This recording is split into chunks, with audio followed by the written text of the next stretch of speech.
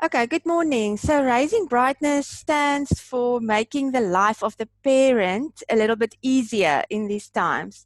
So today we are bringing you something else and a little bit different than schoolwork. We're focusing on the working parent. So we have a lot of moms and dads that's working parents that's buying from Raising Brightness, and we're bringing in a special guest to talk to us about sensory intelligence and how you can use sensory strategies at home while working at home during this time of lockdown. So with me today we have Dr. Annemarie Lombard. She's completed a PhD in sensory neuroscience, and she's an occupational therapist as a training. She's been trained as an occupational therapist, and we're going to talk to her a little bit about sensory processing today. So, Annemarie, we as parents, that's working parents, um, has a workplace that we have set up for ourselves that's comfortable for ourselves to work in. And now during this time of lockdown, we have a lot of parents working at home.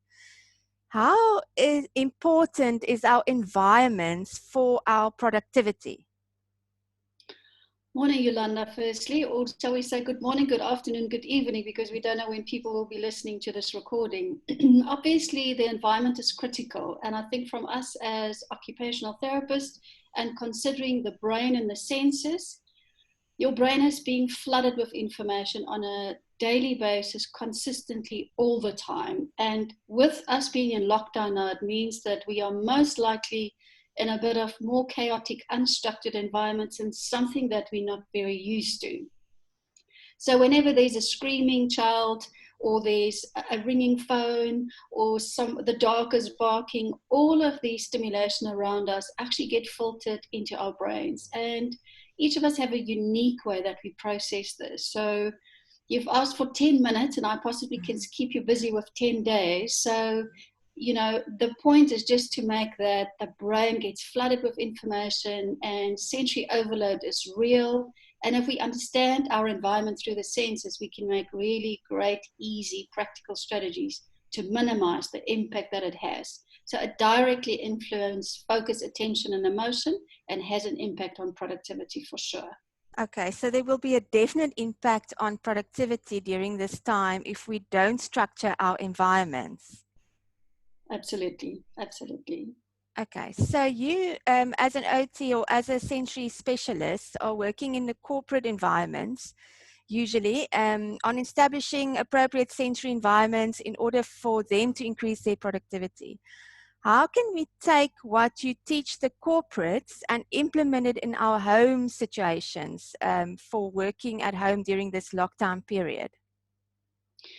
Okay, there's a lot of stuff that one can do about that, but I think I need to start and just be really very practical and very basic. And we've also written a blog about it, so there's more information. You can share that with your audience afterwards, the blog about that. But I'm going to give you 3 basic things, which is critical to start off with.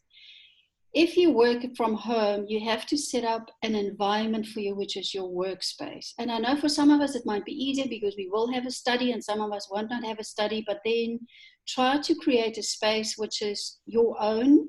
Don't work on your desk, don't work on the couch. So it should be a desk and a table, because if you sit or if you lie in the wrong positions for too long, that's not conducive for focus and attention anyway.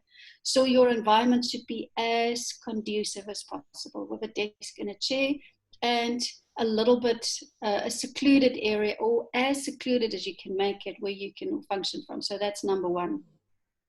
Number 2, what is happening currently, which I'm going to focus on 2 particular senses, is your visual sense and your auditory sense. By default, all of us are now working on our computers. So we're using the visual system extensively. And what happens when you work in our workspaces, there's a lot of visual variation. You would sit in a meeting and you would look around, or you would move from one desk to the other. Currently, we're sitting in one space and we're staring typically at one screen, which will create a huge amount of visual overload for us. And I've heard that some people feel that they're more tired at the end of the day, they even get headaches. So look at your visual space, declutter, make sure it's as clean as possible around you, and make sure you use good natural lighting. Because the more natural lighting that you have, the easier it will be for your brain to process more information throughout the day. So lighting is very, very important. And then obviously if you don't have natural lighting, just good fluorescent lighting, or have a side lamp on your desk as well. Okay. So the next one is also then look at auditory, because now all of us work through headphones and we have to have a quiet environment. The other day I was doing a session, recorded it, and my two teenage boys ran into the room screaming and yelling and having a fight. So those are things that you don't want. So from an auditory point of view, reduce your distractions. Make sure you either close your door, and the worst is our cell phones and sound notifications. Switch off your notifications. You can't be working, trying to focus on your screen, and then your notifications keeps on going off on the sideline. So make sure that you reduce the auditory distractions as much as possible. That's going to just help you be more productive and sustainable throughout the day. Those are the top three, but then I have to leave you with number four, because if you do all of these things, what's going to happen? You are going to end up sitting on your desk or at your chair for a very long time. And I lately feel like my bum has become glued to my chair, Yeah. which is the worst thing. So that's not conducive for us at all. You need to take stretch breaks. Schedule a time, then take a break. Put a water bottle next to your desk. Drink a lot of water, because your bladder will get full and you will have to take a loo break, which is very important. So be very mindful of that. We are going to exhaust our systems using two primary senses way too much, and the fatigue and the energy that's going to go down as a result of that is quite significant. Yeah, So maybe I could those just are the say, ones that's important. yeah, on that, I just want to say I've got an office space at home, but it's quite open. So for the first 3 to 4 days, I worked there, and I've got 3 kids at home. And I was so tired at the end of those days. So then I moved my desk to a room, where I can close the door. Can you say that there's a definite correlation between that fatigue that I felt in that open space versus what I feel now in my closed Absolutely. space? Great example of how you've used your environment. When you were working in your open space, your brain had to contest with all the other background information that was going on around you. And remember, yes, it's noise, but it's also visual and smell and movement and everything that happens around you. So when you moved yourself into a more enclosed space, you actually made it easier for your brain to focus. So all the add-on energy that has to happen in the background to get rid of all of those background, stimulation actually helped you so that you focused easier. There was less of an energy split in your brain, if we can say it that way. So Okay. that's also showing you very practically why it is so important to have a good, conducive, quiet space for you to do your work Space. in. And then, Anne-Marie, would you say if we think about our children at home, some of them are doing schoolwork, and focusing, we can apply the same kind of strategies when we think about their environments? Absolutely, absolutely. Environment is universal, whether you are a baby or whether you're an old person. Environments influence the human brain all in the same way, obviously depending where you are and your emotional state and your age. So there's a lot of factors that influence, but fundamentally the environment has an influence. So yes, if you need your kids to do homework or to do schoolwork now, make sure that you create a space for them, which is their homework space. And make it as conducive, quiet, and reduce clutter and distractions. And then if they're done with that, let them play space be another place, so that they can also make that distinction between where's my homework space or my school space or school environment, and where's my play environment. So it helps if we have that distinction. Then the brain can also switch easier between the two. But same rules apply for kids as well. Okay, and that I suppose will also apply for us if we have to work in our rooms to sort of separate the working space from the sleeping space. That would also be important. Absolutely, absolutely. Please, your bedroom is for sleeping and all the other stuff that happens in a bedroom. That's why I'm also totally against a TV in the bedroom, because I think it creates issues with sleep. There's so many other influences that it does have. So your ideal don't work in your bedroom. Look, if that's the only place where you can put a desk and a table to work, and it's the only place that's a bit separate and quiet, then people might have to resort to that. But then put a desk and a table there, but ideally not in your bedroom. But if that's the only room that's closed off, then that might have to be a last resort. But not on your bed, please. Don't work on your bed. Yeah.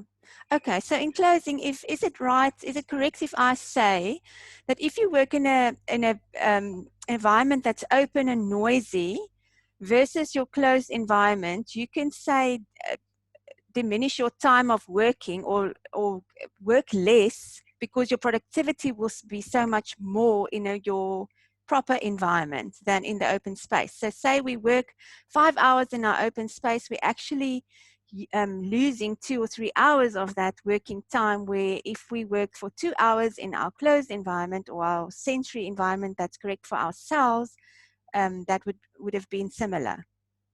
Absolutely, Yolanda. I've done my PhD in the call center environment because I believe that open plan office environments are not necessarily conducive for focus and productivity. It's conducive for collaboration, and yes, it's great for that. But then there's this battle between collaboration versus distraction. So open plan office environments traditionally, it can be quite distracting, but then there are people based on your sensory profile that actually love working in open plan office environments.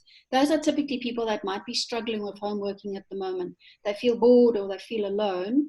And then other people with more sensitivity to their environment, which is kind of also on the normal way of how 25% of the population process information, they actually would love a home working space. So a little bit about the new lockdown on COVID-19, which is quite positive for me, is that it's going to force a lot of organizations to look at home working and remote working as an absolute skill or as a part of their company culture going forward.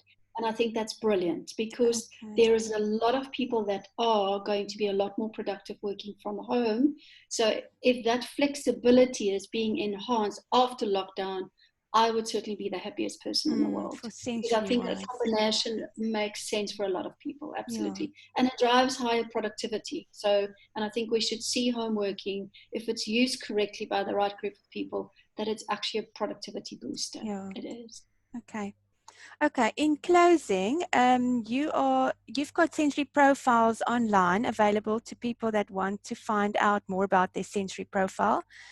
And then you're also hosting a further online session. If you just quickly want to tell us about that, and then we can close. Sure, sure. We obviously, most of my work has been around sensory processing for adults. I've worked with children as well, but we've got an online profile tool. It's an assessment, the Sensory Matrix, and it's for all adults who wants to go online and learn more about their own style. And this will really help you practical, easy tips and tools to make your environment more conducive. If you've done the test online, it actually gives you a 26-page report. Obviously, also off from that, we've started to do an online workshop on making the most of home working, 7 tips to make the most of your home working environment, so people can join that as well. There's quite a huge number of people that we align on the group that come up for free. So it's all on our website, www.sensoryintelligence.com.